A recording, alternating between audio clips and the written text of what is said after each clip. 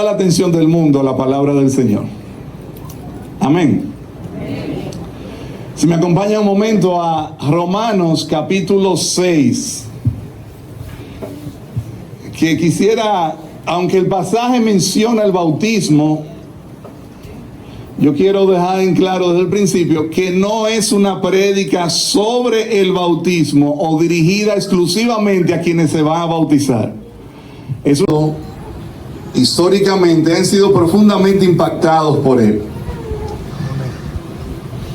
Escrito por el apóstol Pablo, desde el capítulo 1, él viene explicando dónde cayó el ser humano. Ahí es que aparece el famoso versículo que todos conocen: por cuanto todos pecaron y están destituidos de la gloria de Dios. Y hacia el capítulo 5, Pablo viene hablando de lo que Dios, y principalmente desde el capítulo 4 y 5, de lo que Dios ha logrado para el creyente por medio del Evangelio. Pablo ha dicho en el capítulo 5, primero en el 4, pone la salvación como obra de la fe, poniendo por ejemplo a Abraham. En el capítulo 5, Pablo dice que justificados por esta fe en Dios, nosotros tenemos paz para con Dios, y es la mayor paz que el ser humano necesita. Créeme que la paz mayor que tú necesitas no es que tu familia sea menos molestosa, no, es la paz con Dios. Y luego hace una comparación entre Adán y Cristo, y cómo Adán, fruto de su pecado, la muerte llega a todo ser humano, y fruto de la obra de Cristo, a pesar de ser pecadores, Cristo trae salvación para todo ser humano. Es en Romanos 5:8 donde aparece el versículo que dice: mas siendo aún pecadores, Dios muestra su amor para con nosotros, en que Cristo murió por nosotros.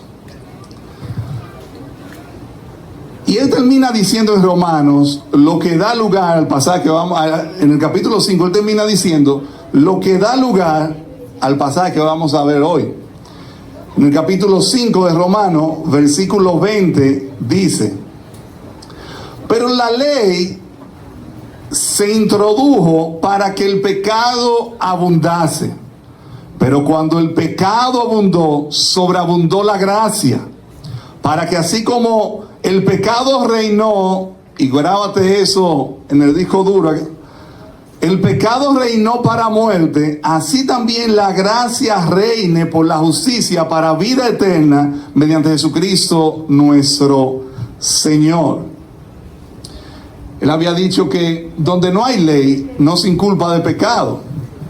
Aunque había pecado y había muerte fruto del pecado, hasta que llegó la ley, nadie podía catalogarse culpable de algo.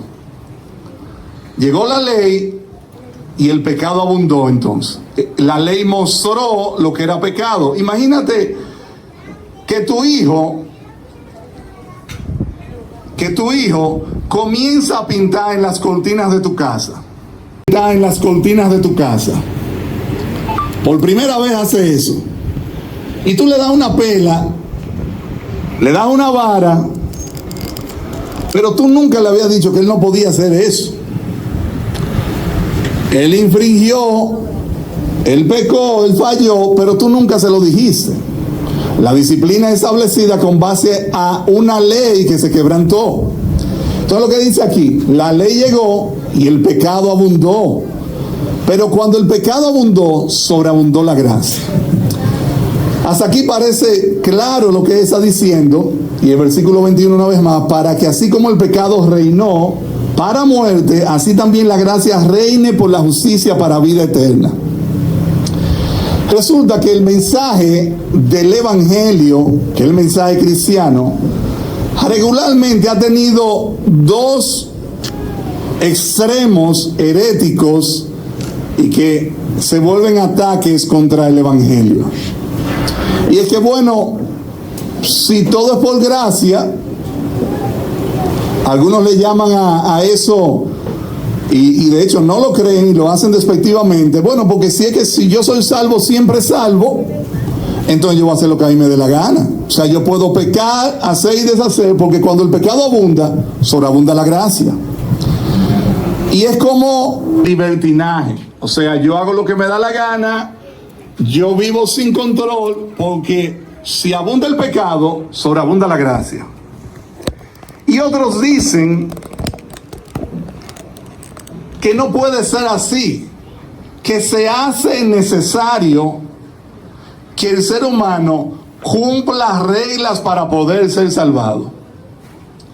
No, mira, si tú el sábado no reposas, tú no eres salvo.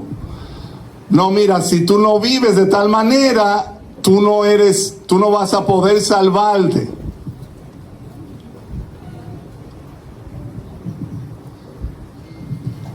Tú no vas a poder salvarte.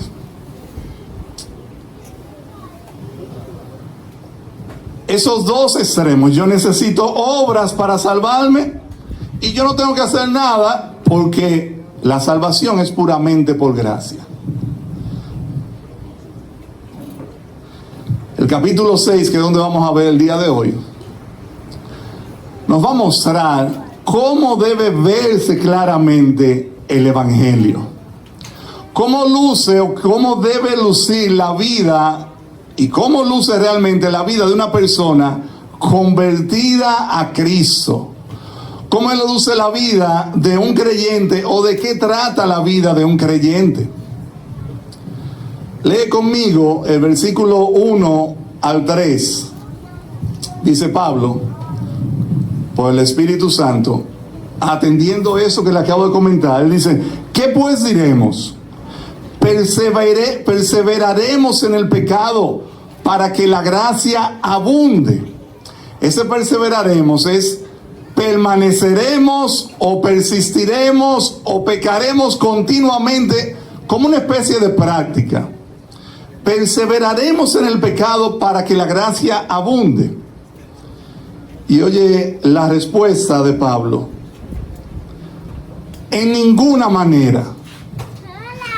Esa en ninguna manera, yo espero que tú puedas ver que es como enfático.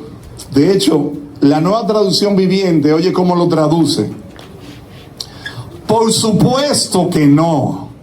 O sea, de plano, de principio, Pablo está negando este estilo de vida que dice, pues hagamos y deshagamos porque todo es por gracia. Yo puedo vivir como a mí me da la gana porque yo soy salvo no por mis obras, sino por la gracia. Pablo dice, por supuesto que no. Y él comienza a argumentar y él hace unas preguntas, las cuales él va a responder desde el versículo 3 al versículo 11. En ninguna manera. Y dice, porque lo que hemos muerto al pecado, ¿cómo viviremos aún en él?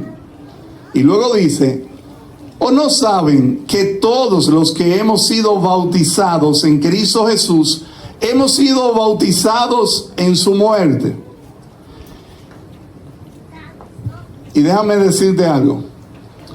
Desde aquí hasta el versículo 7, Pablo da unas 7 razones de por qué esto es absolutamente imposible. Yo tuve la tentación de ponerle al pasaje 7 porqués o 7 razones, pero le pusimos como sermón, como título al sermón, la triple muerte del pecado. Porque sin duda alguna, mira, si hay un pasaje, tú sabes que a Cristo regularmente cuando hay muñequitos y historias para los niños que presentan a Cristo como un superhéroe. Y hay una canción de hecho que dice, Cristo es mi superhéroe. Si hay un pasaje que te muestra a Cristo como un héroe, es este. Es este. A pesar de ser un pasaje sumamente denso, y yo ruego al Señor que tú puedas captar lo que Dios quiso transmitir en este pasaje. Pero mira aquí, empezando, ¿por qué Pablo dice que es imposible que yo persista en el pecado? Recuerda que dice en ninguna manera, o por supuesto que no. Él lo da como una imposibilidad total. Él dice, primero, y eso son partes que tú vas a subrayar, porque lo que hemos muerto al pecado. O sea, un creyente es uno que murió al pecado. Esa es la primera razón que él da.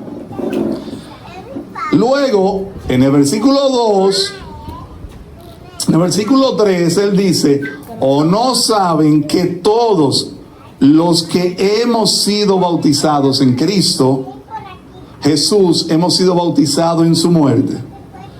Bueno, otra razón es porque fuimos bautizados en Cristo Jesús.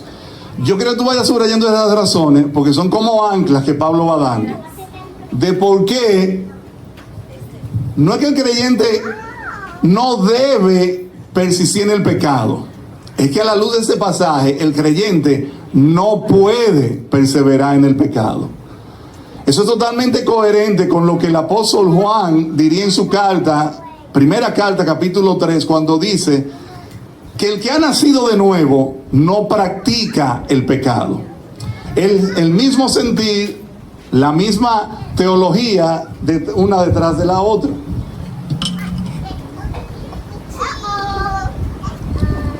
A la luz de lo que Pablo está diciendo acá, mira, es incoherente hablar de perseverar en el pecado a la luz de lo que ocurre en la conversión.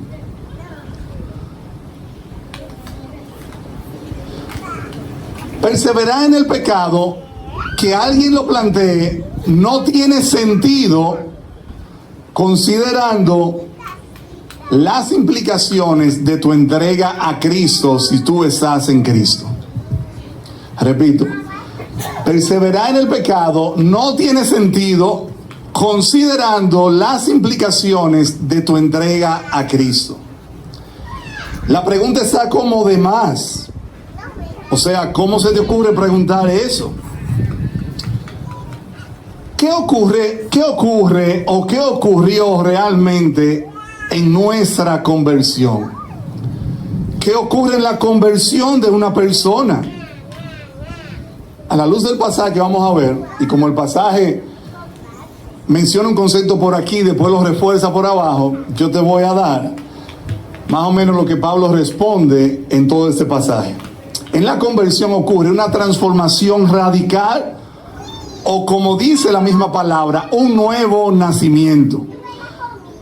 Segunda de Corintios 5:17, que es un pasaje que muchos saben, ya habla de que el que está en Cristo es una nueva criatura.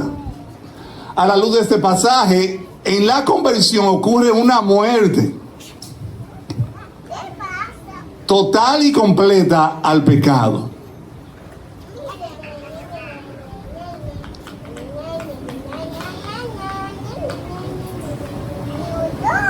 Más adelante yo mencionaré que, acorde a como Juan mismo menciona, eso no se trata de que ya nunca más peca, porque Juan dice, si decimos que no somos pecadores, que no tenemos pecado, somos mentirosos. Pero el pecado no persevera, no persiste y no es una práctica común en el que ha creído en Cristo. ¿O no saben que todo lo que hemos sido bautizados en Cristo, hemos sido bautizados en su muerte? El pasaje no es solo, yo te dije que era denso, porque no es solamente sólido en doctrina, sino que tiene una gran demanda para la vida práctica.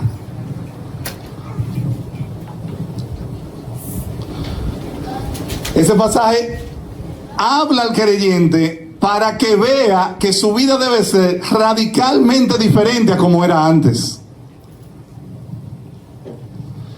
Y a la luz de este pasaje, si la vida de un creyente no es radicalmente diferente a como era antes, probablemente o no ha entendido, si lleva un buen tiempo caminando en el Señor, o probablemente no es creyente.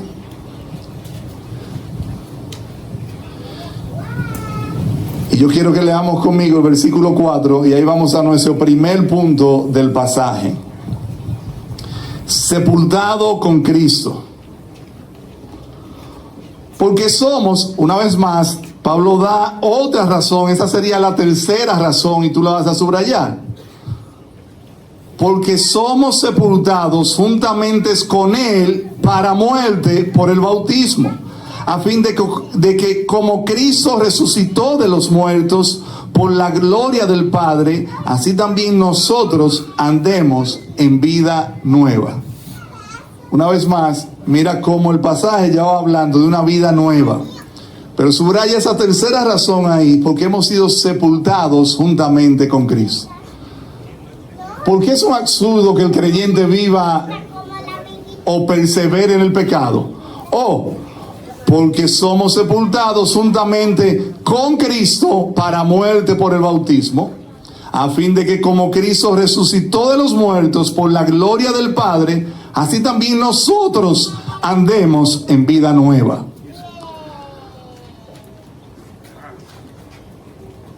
Y aquí está el primer golpe a la carne o al pecador o a la naturaleza pecaminosa del ser humano. En la conversión, el creyente literalmente es sepultado con Cristo. Lo que ocurrió con Cristo cuando fue sepultado, cuando fue puesto en la tumba, ocurre con el creyente. Oye, ¿cómo lo traduce la Nueva Traducción Viviente? Pues hemos muerto y fuimos sepultados con Cristo mediante el bautismo, y tal como Cristo fue levantado de los muertos por el poder glorioso del Padre, ahora nosotros también podemos vivir una vida nueva. El bautismo aquí, evidentemente, mira que simula la muerte de Cristo. En principio, te doy ahí algunas. El bautismo, este bautismo que vamos a llevar a cabo, nosotros consideramos hacerlo en la tarde, culto en la mañana, bautismo en la tarde. Y solamente participarían los que van a bautizar y los que lo quisieran acompañar. Pero la realidad, que lo que está pasando hoy, donde ellos van a simular, dar testimonio de su fe y siendo un ejemplo de la sepultura de Cristo, es un evento que toda la iglesia debería contemplarlo, celebrarlo y glorificar a Dios por ello. Pero más aún en el contexto en el que está nuestra iglesia, donde teníamos años que no veíamos a nadie pasar por las aguas. Mira, amado hermano, que no te vas a bautizar, pero que eres creyente y te bautizaste antes, tu corazón debería estar el día de hoy, como dice la palabra, que pasa en el cielo cuando un pecador se arrepiente. ¿Qué pasa en el cielo cuando un pecador se arrepiente? Pero díganlo conmigo. Porque eso que dice aquí, sepultado juntamente con Él para muerte por el bautismo, a fin de que como Cristo resucitó de los muertos por la gloria del Padre, así también nosotros andemos en vida nueva. Hubo alguien, saben que hablamos con algunas personas sobre la decisión de bautizarse, algunos nuevos, otros que tienen años. Yo le preguntaba a alguien que por qué no lo había hecho. Y la persona me decía, o nos decía, porque ahora está preparado o preparada, que no sepa si fue mujer o varón, que ahora se siente más maduro. Y la realidad, que quizás nosotros descuidamos mucho lo que representa el bautismo. Yo le decía a esta persona, mira, tú no estás más preparada hoy que cuando tú creíste en el momento en el Señor Jesús. Repito, alguien no está más preparado 10 años después o 5 años después para bautizarse que cuando entregó su vida al Señor y le dijo al Señor, toma mi vida, yo me arrepiento de mis pecados? A la luz de la palabra, todo el que creía se bautizaba al instante. Y era como de continuo en la iglesia. Vi esta semana, por coincidencia, no me estaba buscando algo de eso, pero me tocó verlo. En una tribu de África,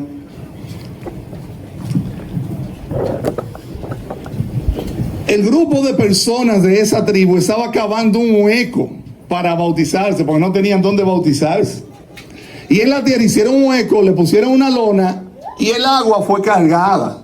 En una tribu lejana, y el agua fue cargada a cubeta.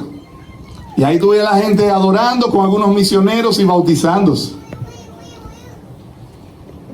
Probablemente no entienden mucho nada, pero han decidido entregarle su vida al Señor y eso era suficiente. Oye lo que dice el comentarista Douglas Moo. El bautismo es una parte importante de la experiencia de la conversión. Por utilizar una imagen bíblica, pone un sello sobre esa experiencia. Por tanto, es probable que el bautismo en agua haya de administrarse lo antes posible después de que la persona haya puesto su fe en Cristo. Lo antes posible. Primero, como decíamos hace una semana, porque Cristo lo manda. Y segundo, porque el creyente quiere obedecer a Cristo y quiere bautizarse. Y mira cómo ese pasaje lo pone como el símbolo de la sepultura con Cristo. Y que cuando el creyente, no cuando se bautiza, no cuando cree, pero eso es parte de la experiencia. Algunos autores dicen, por ejemplo, en la fe, el arrepentimiento, el bautismo. ¿Cómo lo hacemos nosotros regularmente? Por error. La fe, el discipulado de no se sabe cuántos años y después el bautismo. Eso es un error. La fe, el arrepentimiento y me quiero bautizar. Si un creyente, y dice que es creyente, se le pregunta, como yo dije en una prédica, nadie debe ser forzado a bautizarse. Nadie debe ser forzado a bautizarse. Pero si alguien que dice ser creyente se le pregunta, ¿tú te vas a bautizar? Y dice que no, ¿será que es creyente? ¿O no lo entendió? La sepultura con Cristo muestra la necesidad de una muerte al pecado y una resurrección a la justicia. Amado, lo que el creyente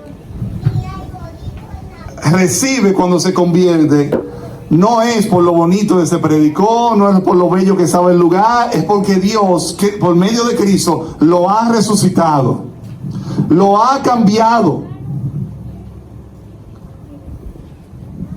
Y cuando el creyente es resucitado a vida nueva, el pecado pierde su poder esclavizante sobre él. Repito, cuando ha resucitado, el pecado pierde su poder esclavizante sobre él. Porque el pecado es esclavizante. Y como todo lo esclavizante, es dañino y es destructor. Cuando algunos dicen lo que yo te dije en principio, que muchos creen de que entonces yo tengo libertad para pecar, porque como todo es por gracia, yo puedo hacer lo que yo quiera. No. La realidad es que esta vida nueva que el Señor le da al creyente, no le da libertad para pecar. ¿Tú sabes qué le da? Libertad para no pecar. Libertad para vencer el pecado. El creyente recibe una vida resucitada. Más abajo tú vas a ver por qué todos esos conceptos parecerían repetirse desde el versículo 4 hasta el versículo 11. Te lo digo porque ya casi vamos al segundo punto y te va a parecer como yo me estoy repitiendo. pero eso es lo que la palabra hace. Otro comentarista dice lo siguiente: la muerte de Cristo cuando fue sepultado fue nuestra muerte. Cuando Él murió, yo morí con Él. El pecado ya no tiene autoridad sobre mi vida. Cristo no solo murió por mis pecados, sino que yo morí con Él al pecado. Sepultado con Cristo. El segundo golpe, en el versículo 5, dice, y ese es nuestro segundo punto: porque si fuimos plantados juntamente con Él en la semejanza de su muerte, así también lo seremos en la de su resurrección. Y subraya inmediatamente la cuarta razón de por qué el creyente no persevera en el pecado: porque fue plantado juntamente con Cristo. Lo puede subrayar. Mira que eso escapa del poder humano. Sepultado con Cristo y plantado justamente con Cristo. Esa palabra plantado simula unión, o se puede traducir como unido a Cristo.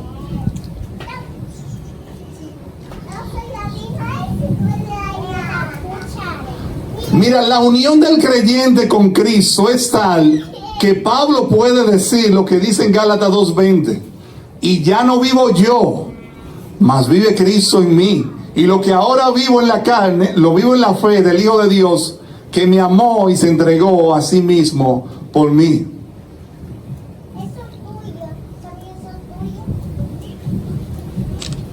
Oh, ¿y por qué no se puede entonces? ¿Por qué nosotros no perseveramos en el pecado? Porque fuimos plantados juntamente con Él. Juan 15, verso 5, nuestro Señor Jesucristo dice prácticamente esto mismo: porque separados de mí, nada pueden hacer. Oye cómo lo traduce la Nueva Traducción Viviente. Ciertamente, Juan 15, 5: yo soy la vid, ustedes son las ramas. Los que permanecen en mí y yo en ellos producirán mucho fruto, porque separados de mí no pueden hacer nada. Amado hermano que estás aquí, tú notas a la luz de ese pasaje que tu poder sobre el pecado es totalmente dependiente de tu unidad y de tu cercanía con Cristo. Repito, plantados juntamente con Él, así, ligado a Él. Y me dice entonces,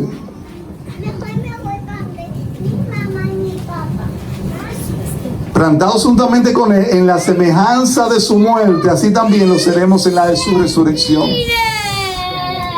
Este poder, o esa nueva naturaleza que te lleva a vencer el pecado, o a no practicar el pecado, porque Cristo ya lo venció, depende, una vez más te lo repito, de tu nivel de unión con Cristo. Unión que primeramente se da por la obra soberana y sobrenatural de Dios cuando el creyente cree.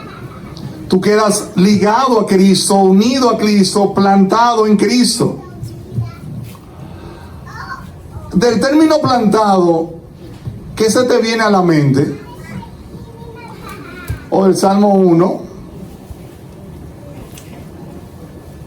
que serán como árbol plantado junto a corriente de agua, que da su fruto a su tiempo y su hoja no cae. Y Cristo es esa corriente de agua, amado hermano. Cristo es quien te da poder para estar con Él.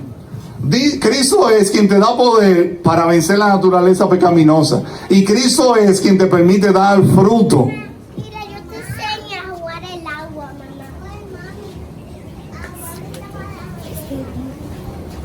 Oye lo que dice Juan, capítulo 1, versos 16 y 17. Juan, capítulo 1, versos 16 y 17. Porque de su plenitud tomamos todos, y gracia sobre gracia, Pues la ley por medio de Moisés fue dada, pero la gracia y la verdad vinieron por medio de él, por medio de Jesucristo.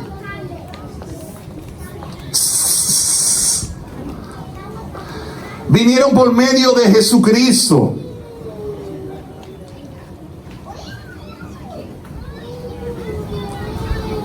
Amado hermano que estás aquí, mira, si tú no estás creciendo en contemplar la hermosura de Cristo, probablemente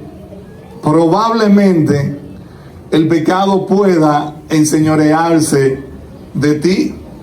Y tú probablemente estás cayendo y sufres si eres creyente. Una vez más, plantados en Jesús para dar los frutos que vienen de Él. Plantados en Él.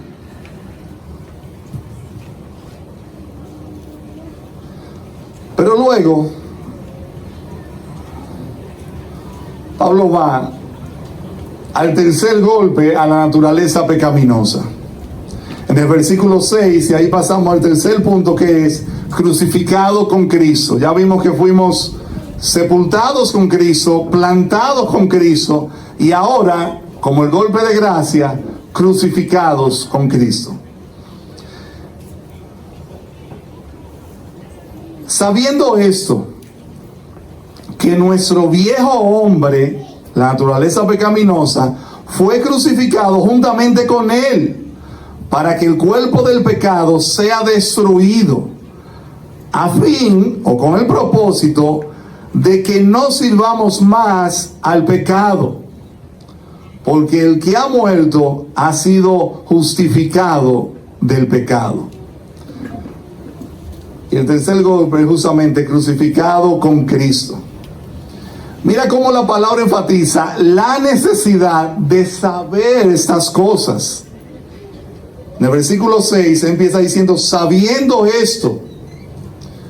Y más adelante, en el versículo 9, él dice, sabiendo que Cristo, habiendo resucitado de los muertos, ya no muere. La muerte no se enseñorea más de Él. Tú ves la necesidad de saber estas cosas, de considerar estas cosas. Es como si la bendición estuviera inicialmente en tú tener entendimiento de esto. Sabiendo esto, que nuestro viejo hombre fue crucificado. Y de paso, ahí tú puedes subrayar las otras dos razones, las 5 y las 6 que Pablo da. ¿Por qué el creyente no persevera en el pecado? Porque nuestro viejo hombre fue crucificado juntamente con él. Y las 6, porque el que ha muerto ha sido justificado del pecado. Lo puedes subrayar las dos frases. Son 7 porque que él menciona, falta uno, ya van 6.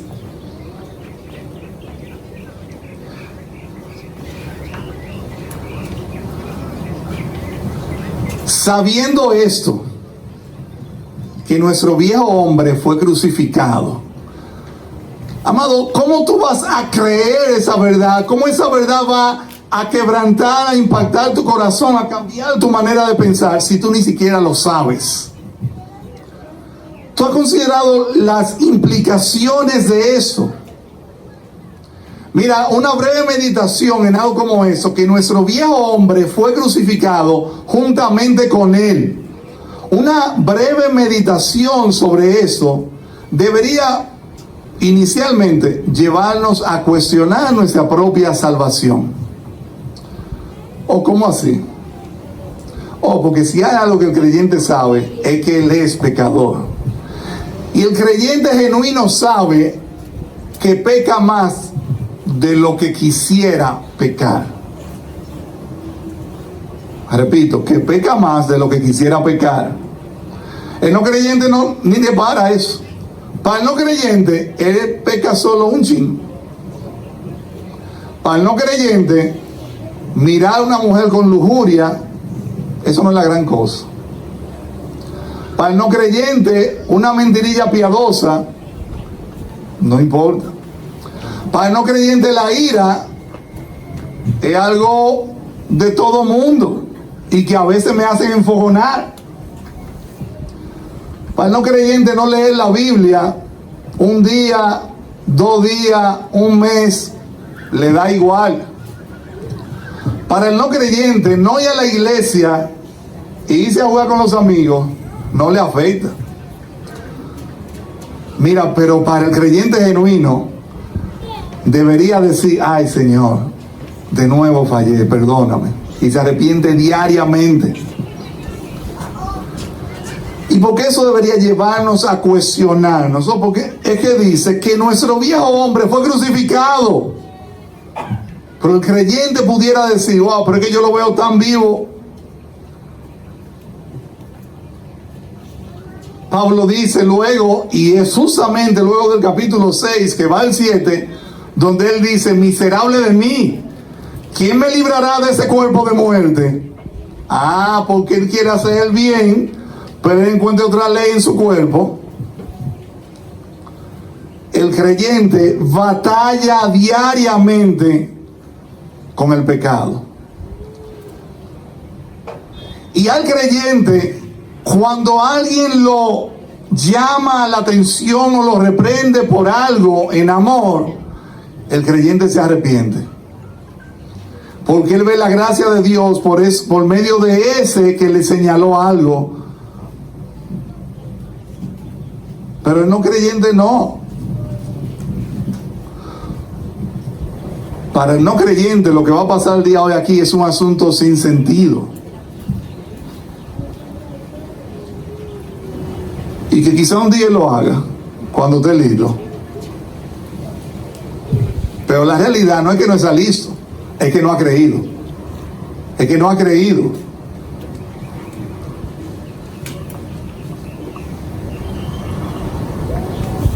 Oye, ¿cómo traduce la Nueva Traducción Viviente, el versículo 9? Estamos seguros de esto, donde él dice en la Reina Valera: sabiendo que Cristo, habiendo resucitado de los muertos, él dice: estamos seguros de eso, porque Cristo fue levantado de los muertos y nunca más volverá a morir. La muerte ya no tiene poder sobre él. Recordar, estar conscientes de lo que Cristo hizo en la cruz, de lo que implicó para nuestras vidas, amado hermano y hermana, es la mayor motivación para tú ir a tu iglesia los días en donde hay culto en la iglesia.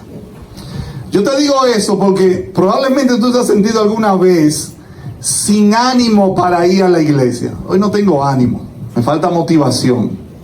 Mira, si te falta motivación, ven y lee este capítulo. Ven y lee este capítulo.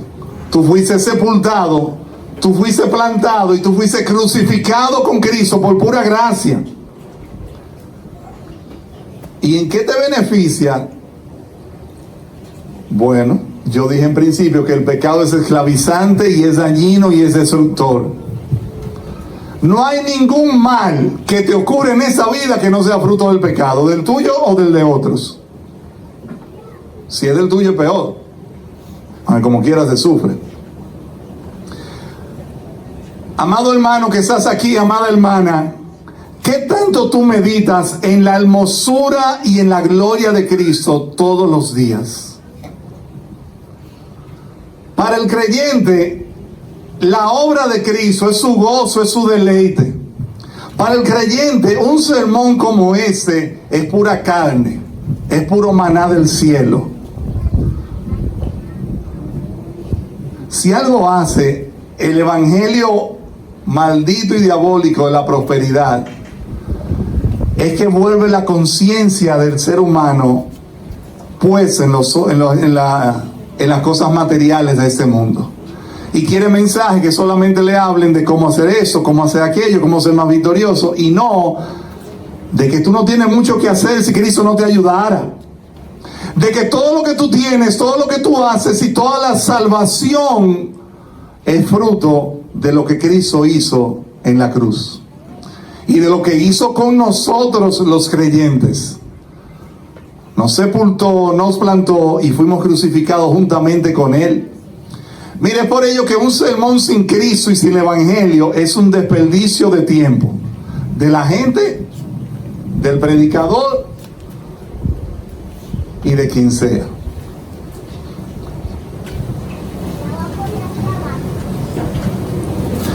Pero mira que el viejo hombre, según ese versículo, el versículo 6, fue sepultado con un doble propósito. O fue crucificado, destruido con un doble propósito. Sabiendo eso, que nuestro viejo hombre fue crucificado juntamente con él. ¿Para qué? Para que el cuerpo del pecado sea destruido. Y luego dice, con el propósito, a fin de que no sirvamos más al pecado. Tú recuerdas, yo tengo que guardar el capítulo 20, el versículo 21 del capítulo 5, donde él dice, para que así como el pecado reinó, gobernó, dirigía. Y aquí me está diciendo que nosotros fuimos crucificados juntamente con Cristo para que el cuerpo de pecado sea destruido, con el propósito de que no sirvamos más al pecado. No sirvamos más, o sea que hasta ese momento la vida de la persona sirve al pecado y sirve a su cuerpo de pecado. Hasta ese momento, hasta el momento de que entregó su vida al Señor, se arrepintió de sus pecados. A muchos les resulta pesado cuando dice, por cuanto todos pecamos y están destituidos de la gloria de Dios. Antes de Cristo, todos están camino al infierno, destinados para el infierno, y son enemigos de Dios, dice la palabra. Y servimos al pecado que Dios aborrece. Alguno dirá aquí, no, pero yo no odio a Dios, yo no soy enemigo de Dios. Del Dios de tu mente, del Dios de la Biblia, sí. Del Dios fabricado a tu imagen y semejanza. De Dios que es como una especie de peluchito así. Pero del Dios de la Biblia, todo mundo sin Cristo es enemigo de ese Dios.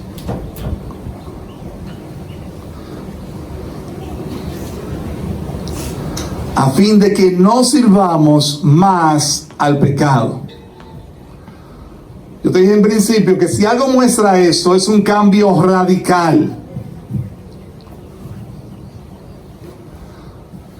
¿Sabes cuando alguien dice, y eso que fulano es cristiano? Es porque fulano debe tener un estándar, y de hecho tiene un estándar o un nivel más demandante que el que no es cristiano. Regularmente lo hacen evidentemente para atacar por cualquier cosa al creyente. Pero fuera de eso, amado hermano y hermana que estás aquí, si tú fuiste crucificado con Cristo, tú no debes ser un siervo del pecado. Tú no debes ser un servidor o una servidora del pecado, en cualquiera que sea su manifestación.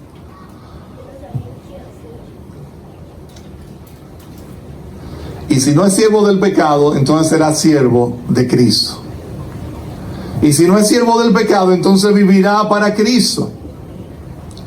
Y es lo que él va a decir ya desde el versículo 8 en adelante.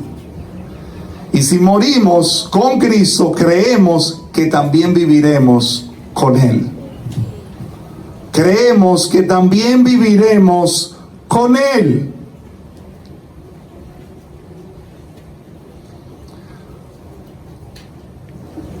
Yo no sé cuántas veces, seas tú que estás aquí hoy, creyente o no creyente, pero yo creo que todos alguna vez nos ha pasado algo como eso, que hacemos algo que habíamos dicho que no volveríamos a hacer, o se lo dijimos a alguien, o nosotros mismos nos prometimos que no lo volveríamos a hacer, y volvimos y caímos. Y sufres por ello. Y otros sufren por ello también en algunos casos.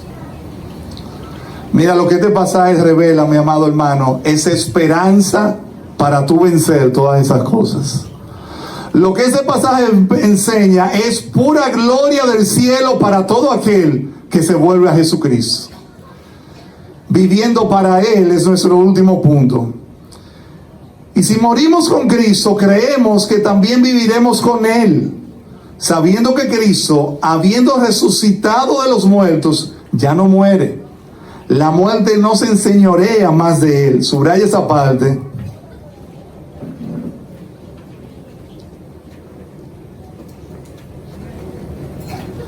Y dice el versículo 10, porque en cuanto murió, al pecado murió una vez por todas, mas en cuanto vive, para Dios vive.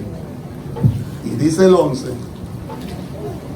así también ustedes considérense muertos al pecado, pero vivos para Dios en Cristo Jesús. Y aquí tú puedes ver la otra razón de por qué el creyente no persevera en el pecado. Versículo 10. Porque en cuanto murió, al pecado murió una vez por todas. O sea, si yo morí con Cristo, yo morí al pecado. Yo no perseveraré en el pecado. Pero si algo revela este pasaje, amado hermano, es que si tú estás en Cristo, ya tú no estás bajo el imperio, bajo la soberanía y bajo el control del pecado. ¿Tú ves por qué el creyente no persevera en el pecado? Porque el pecado ya no es su amo. Su amo es Cristo. Su Señor es Cristo. Y eso te deja claro, una vez más, la realidad de todo aquel que está sin Cristo. Es un esclavo del pecado. Todo aquel que está sin Cristo es un siervo del pecado. El pecado es su amo, su Señor, su Dios y su deleite. Si alguien está en Cristo, no es así. Si alguien está en Cristo, está llamado a vivir para Cristo. Oye ese comentario. Si Dios te ha dado a ti y a mí una vida enteramente nueva en Cristo, ¿cómo puede ser gastada la nueva vida a manera de la vieja vida? El espiritual debe de vivir como el carnal. ¿Cómo puedes tú, que eras siervo del pecado, pero que has sido hecho libre por la preciosa sangre, regresar a tu antigua esclavitud? Decía Spurgeon en un sermón. O sea, ¿cómo puede la nueva vida, la resurrección, vivir como la vieja vida? O no es nueva, o nunca fue nueva, si la está practicando.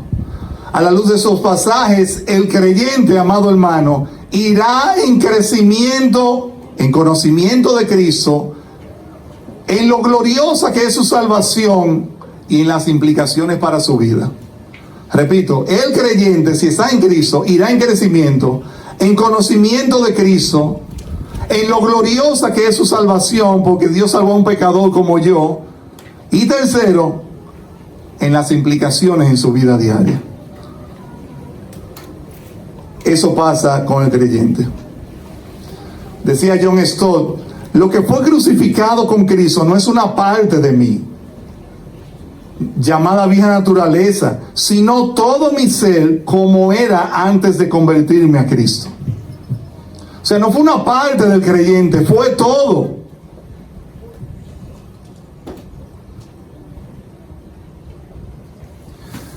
Pero amado hermano que estás aquí, tú habrás notado que todo lo que dice este pasaje, y por ende tu poder, tu libertad sobre el pecado, es enteramente no solo resultado de tu unión con Cristo, sino resultado de lo que Cristo hizo, no de lo que tú haces.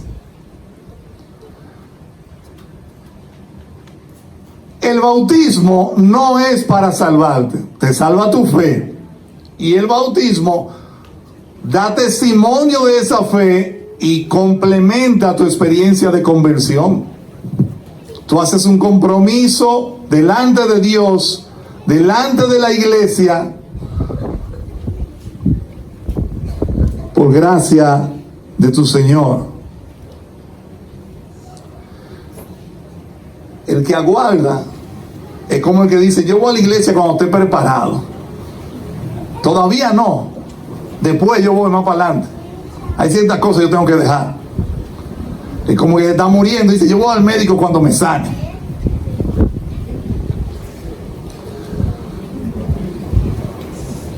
Eso es enteramente por lo que Cristo hizo.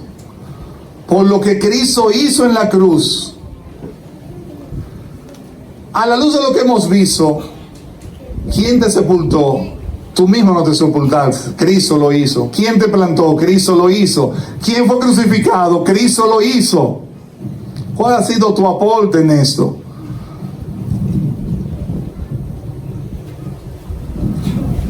Amado, si tú estás en Cristo, el pecado te puede asediar, pero no se puede enseñorear de ti. El pecado te puede tentar, pero no te puede gobernar. Y tú puedes tropezar con el pecado, pero tú no te vas a revolcar con el pecado en el suelo. Porque el creyente ha sido sepultado, ha sido plantado y ha sido crucificado. El creyente anhela hacer lo que Cristo manda. Y anhela dejar de hacer lo que Cristo prohíbe y lo que no manda. Cristo venció al pecado en la cruz. El creyente muere espiritualmente con Cristo el pecado. Y diariamente el creyente muere cada día más. Pablo dice que si, y mismo Cristo decía, que si el grano no cae a la tierra y muere, no puede llevar fruto. ¿Tú sabes cuál es el mayor impedimento regularmente para ver la gloria de Dios en nuestras vidas? Nuestro propio ego. Cosas que no queremos renunciar, comodidades que no queremos dejar. Y no vemos que ese es el mayor obstáculo, porque yo no estoy dispuesto a morir a mí mismo. Y yo quiero hacer mi voluntad, y yo quiero que se haga mi voluntad.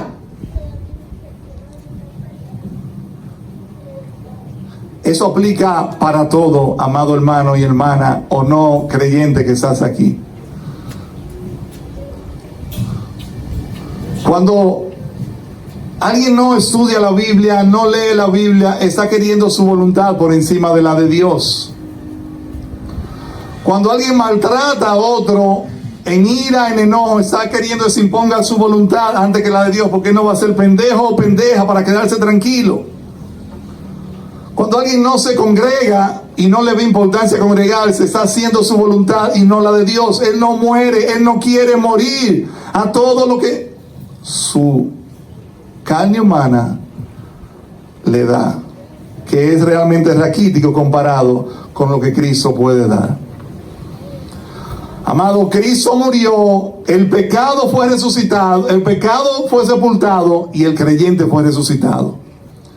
Esa es la historia. Como le dicen algunos, la vieja historia. Cristo murió, el pecado fue sepultado y el creyente puede decir, aleluya al Señor que me ha resucitado de la muerte eterna y del poder del pecado.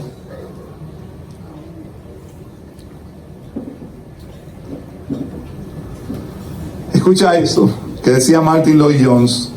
No estamos muertos al pecado mediante el luchar, ni por el orar, ni mediante ningún esfuerzo que hagamos, ni ninguna emoción que sintamos. Debemos contar con la muerte de Cristo y con el hecho de que compartimos su vida glorificada. Debemos continuar contando con este hecho día tras día. La moralidad natural del mundo enseña al hombre a esforzarse para ser salvo o hacer lo que debe ser. El método de Dios para el creyente, en cambio, es llegar a ser en la práctica lo que ya es en Cristo Jesús. Amado, tú no que vas a ser plantado, tú estás plantado en Jesús. Tú no vas a ser sepultado, tú estás sepultado en Cristo Jesús. Tú no vas a ser crucificado, tú estás crucificado en Cristo Jesús. Alguna vez escuché de alguien que quería decirle improperios a otra persona de enojo y era cristiano, y me voy a bajar de la cruz solo para esto. Como que alguna vez se subió. Hay muchos que viven abajo de la cruz para su propia perdición, pero si tú eres creyente, tú estás crucificado en Cristo Jesús. Crece en Cristo, porque Cristo ya ganó en la cruz para gloria de Él y beneficio tuyo. Crece en la fe, amado hermano.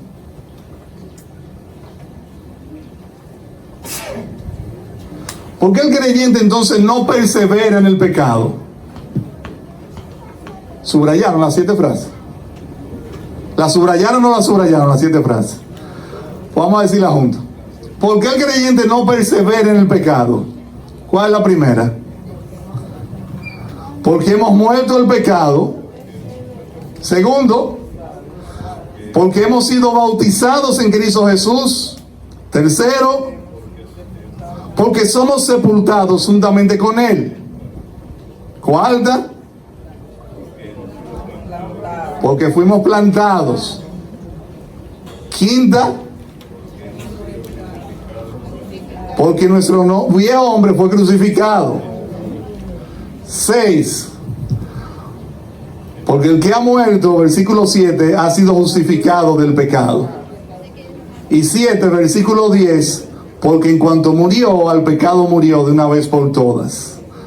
Yo quisiera ir cerrando ya con lo que dice el versículo 11 al 14. Versículo 11 dice: amado hermano, considérate muerto al pecado y vivo para Dios. Créelo, créete muerto al pecado y vivo para Dios. Si tú estás en Cristo, mira, tú estás preparado para una entrega completa al Señor. Versículo 12.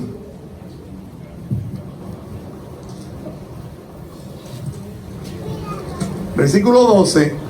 No permitas que el pecado reine. Dice el 12: no reine pues el pecado en vuestro cuerpo mortal, de modo que le obedezcan en sus malos deseos.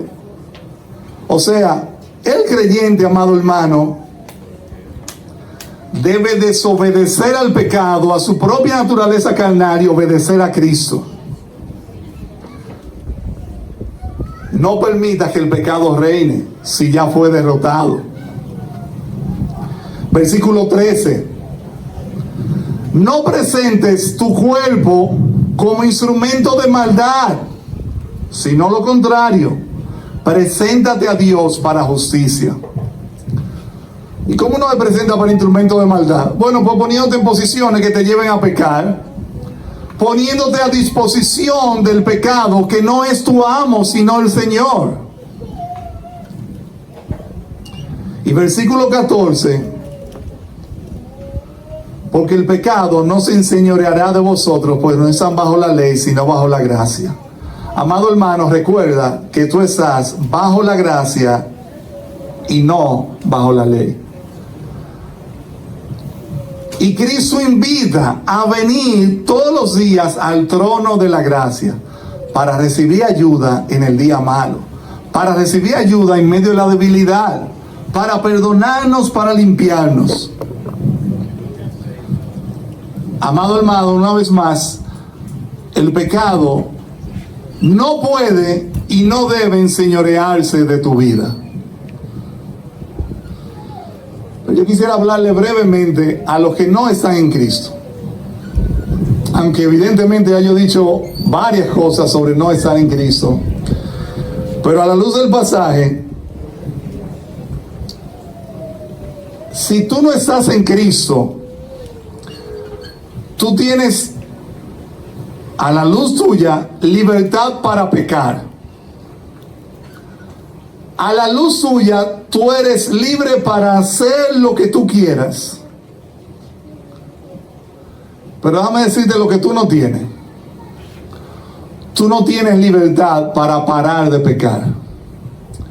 Tú no tienes libertad para reformarte y llegar a Dios. Porque eso solo se hace siendo sepultado, plantado y crucificado en nuestro Salvador Jesús. Y mientras tú le sigas dando la espalda a Jesucristo, el pecado se enseñorea de ti. Y enseñoreándose de ti te esclaviza. Es lo contrario de lo que dice el pasaje para el creyente. El creyente ya no vive para el reino de pecado. Tú vives bajo el poder y el dominio del pecado, aunque te creas libre. Tú no eres libre, amado amigo que estás aquí. El pecado te gobierna. Y la muestra de ello es que tú no quieres venir a Cristo. Pero justamente para liberarte del pecado vino Jesús. Y si tú has visto y has entendido toda la libertad que Cristo puede dar del esclavizante pecado, amado amigo, hoy es el día en que Cristo te dice: ven a mí y vuélvete a mí. Olvídate de ti mismo y mira a Cristo. Olvídate de tus planes y busca los planes de Cristo, porque te serán muchísimo mejor que lo que tú te pudieras imaginar. Y yo incluso voy a decir algo. Pudiera ser que tú no te anotaras para bautizarte y tú no te has bautizado.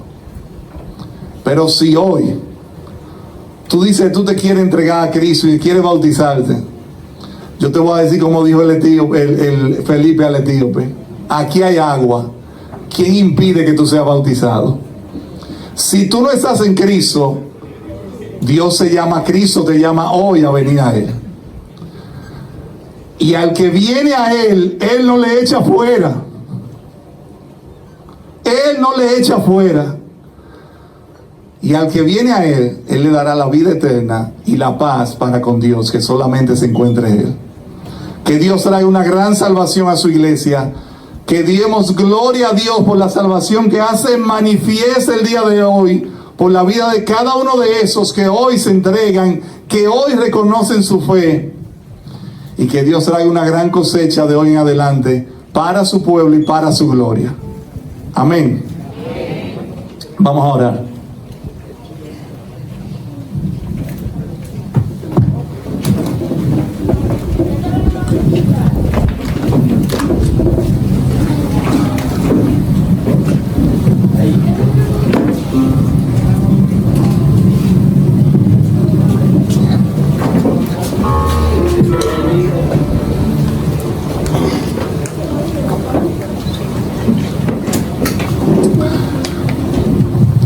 Yo te invito a orar, dando gracias a Dios por su bondad y misericordia.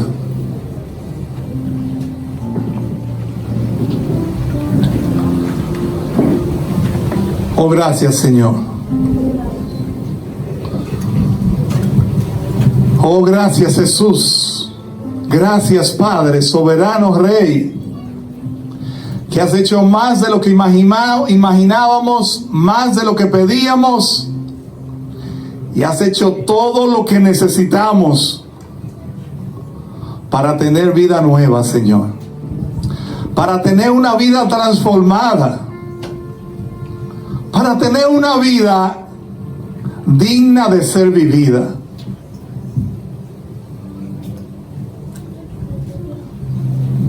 Oh Cristo amado, gracias por sepultarme juntamente contigo. Gracias por manifestar tu poder para producir en nosotros, en tu pueblo, arrepentimiento, oh Dios. Oh glorioso Señor, cuán grande tú eres, Padre. Oh glorioso Dios, bendito eres, mi Rey. Gracias por tu buena palabra, Señor. Gracias, Dios,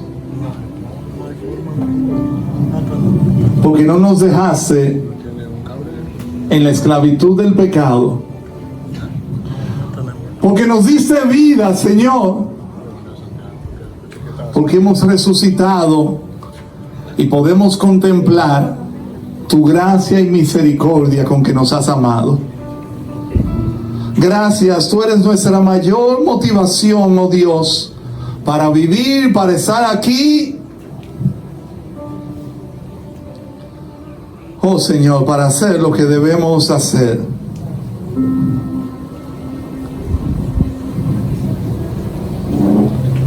Oh bendito Dios.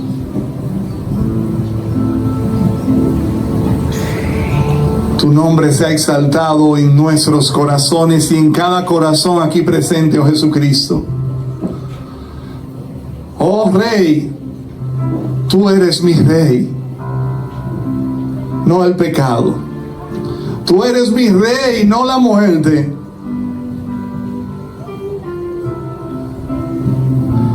Que todo mi ser glorifique tu nombre, Señor. Que todo mi ser exalte tu nombre.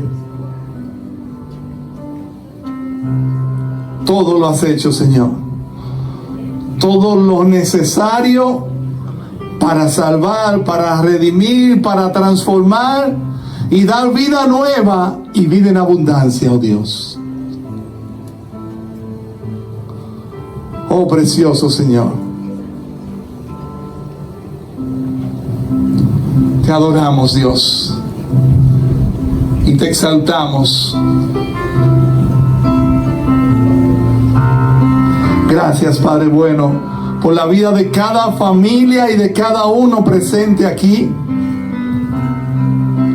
Gracias, oh Dios, por la vida de todos aquellos que hoy día deciden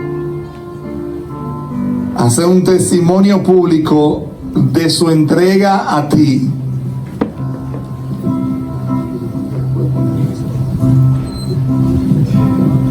No hay mancha.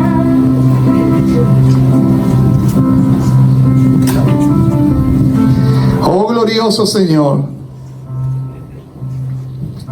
yo te ruego, Dios eterno, que tú afirmes esas vidas para que sea un testimonio vivo de lo que tú produces, oh Dios, de la buena vida que solo procede de ti, mi Señor. Oh glorioso Señor, aleluya a tu nombre, aleluya a Jesucristo. Oh día de gloria y día de salvación tenemos hoy delante de nosotros. Día de vida, día de transformación, para gloria tuya, oh soberano Rey. Exalta tu palabra y exalta tu nombre en medio nuestro, Padre. No, Aleluya. no hay mancha, no hay Bendito Dios. culpa, ni un lugar que no pueda alcanzar. Él te llama, solo escucha, invítalo a tu casa a entrar.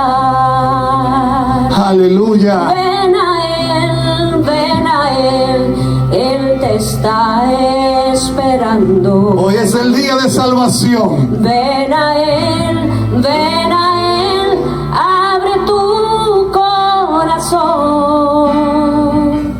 En la cruz entregó todo por salvarte.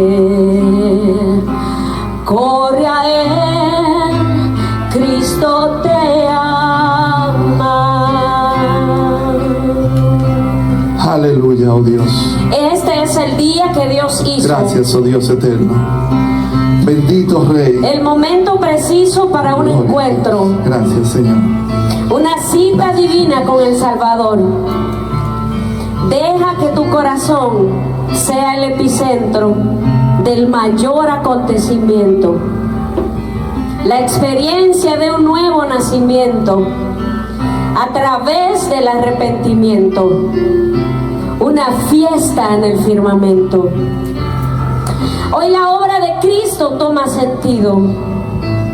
El lugar donde por Jesús fuimos sustituidos. ¿Qué tal si correspondes a la mayor muestra de amor que jamás haya existido? Dios te ama tanto, de tal manera que ni en su palabra se describe cuánto. Él secará tu llanto, te envolverá en sus lazos, solo corre a sus brazos. Aleluya, nuestro Dios. Ven a Él te está esperando. Ven a Él, abre tu corazón. En la cruz entregó todo por salvarte. Corre a Él, Cristo te ama. Corre a Él, Cristo te ama. Gloria a nuestro Rey, aleluya a nuestro Salvador. Padre, gracias, oh Dios. Gracias, oh Padre, por tu palabra. Y te rogamos que ella dé fruto a 30, 60 y 100 por uno. Y mientras seguimos adorando a Dios, voy a pedir a quienes se van a bautizar que pasen por aquí para que vayan poniéndose sus batas. Mientras toda la iglesia sigue adorando a Dios, pasen hacia allá para ir organizándonos.